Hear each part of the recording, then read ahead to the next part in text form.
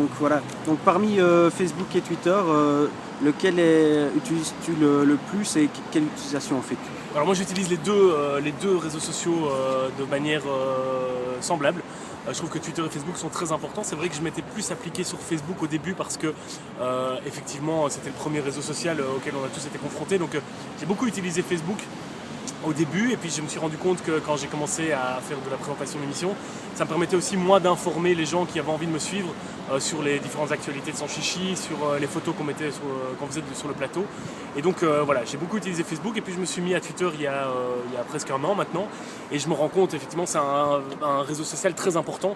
J'avais un petit peu peur au début parce que je pensais que c'était fort destiné pour un public un peu sarcastique, un peu un humour caustique, un peu un humour noir, et puis je me suis rendu compte que les a priori sont vite rangés au placard parce que c'est un réseau social qui fonctionne bien, et j'ai bien aimé, j'ai tout de suite accroché, donc voilà, je me suis mis à Twitter assez rapidement. Justement, ça prend pas trop de temps ça de tweeter?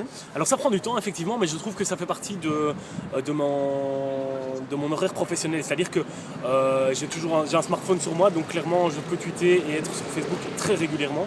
Ça me permet effectivement de pouvoir communiquer assez régulièrement pendant toutes les heures de la journée. J'aime bien faire des petites blagues de temps en temps, j'aime bien rajouter des photos, et je trouve que ça fait partie de mon boulot de pouvoir communiquer. C'est-à-dire qu'avant j'allais chercher de l'information, quand j'étais journaliste, j'allais chercher de l'information sur Twitter, sur Facebook. Maintenant que je suis présentateur, je me rends compte que les gens me suivent et je leur offre aussi de l'information quand je peux et dans la mesure du possible. Donc oui, ça prend du temps, mais c'est un temps qui est obligatoire selon moi. Ok. Parmi les sites d'infos présents sur Internet, lesquels fréquentes-tu le plus souvent? Alors je fréquente tous les sites d'information belges, ça c'est certain, hein, donc l'ADH, le Soir, Vers l'avenir, je fréquente tout. Et puis alors je fréquente aussi tous les sites français, hein, évidemment, parce que les Belges, on aime bien suivre l'actualité française. Et puis quelques gros journaux internationaux pour savoir ce qui se passe dans le monde. À la base, c'est mon métier, ma passion, donc forcément, je les suis. Ouais. Donc pour The Voice, on est ici à Médiacité, l'émission a lieu ce soir. Ouais. Tu t'occupes de la Smart Room, c'est quoi ça comme concept? Alors la Smart Room, c'est le lieu, en fait, le centre névralgique entre ce qui se passe sur les réseaux sociaux et l'émission en soi. C'est-à-dire que c'est vraiment une zone tampon entre ce qui se passe en télévision et entre ce que les gens commentent. Donc les gens vont donner leur avis, vont émettre des commentaires, vont même poser des questions par rapport à ce qu'ils voient en télévision. Et dans la Smart Room, on va essayer d'analyser toutes les questions, tous les commentaires, et de pouvoir les donner aux talents pour qu'ils puissent réagir par rapport à un commentaire qui a été donné, à un tweet qui a été réalisé. Et les talents peuvent alors réagir par rapport à ce qui a été dit sur eux. C'est important parce que la télévision de maintenant, c'est ça, c'est des gens qui regardent la télé avec un ordinateur sur leurs genoux et qui commentent, qui ont envie de commenter directement ce qui se passe. Avant, ça se faisait il y a 20 ans avec une lettre qu'on envoyait à la rédaction. Maintenant, ça se fait directement. Et donc, c'est de la télévision interactive simultanée. Et donc, la Smart Room, pour moi, c'est essentiel. Et c'est essentiel déjà, de toute façon, dans toutes les émissions de Voice dans tous les pays. Oui. Donc, tu parlais de commentaires sarcastiques. C'est pas un problème, ça? Il faut les modérer, ces commentaires? On sait que dans The Voice, effectivement, il y a des commentaires qui sont méchants. C'est pas le but de The Voice d'essayer de les sortir du lot. Le but de The Voice, c'est d'être positif.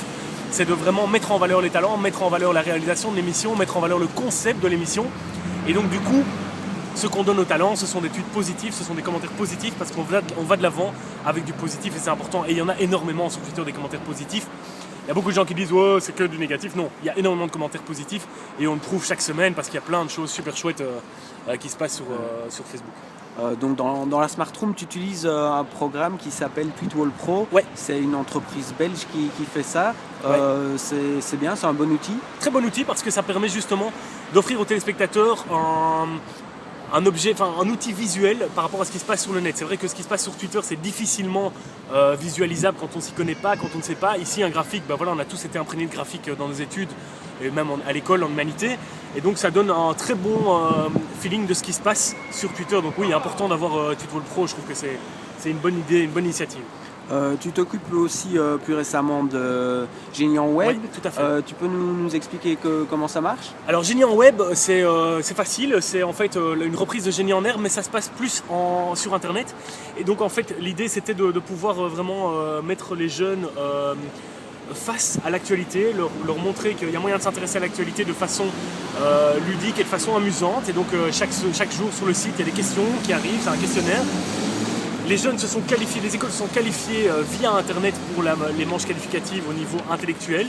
Après ça, il y a des épreuves sportives, culinaires et des épreuves d'énergie et d'environnement qui vont se réaliser. Et ensuite, les meilleures écoles dans tous les secteurs seront sélectionnées pour participer aux demi-finales et à la finale qui sera diffusée en télévision.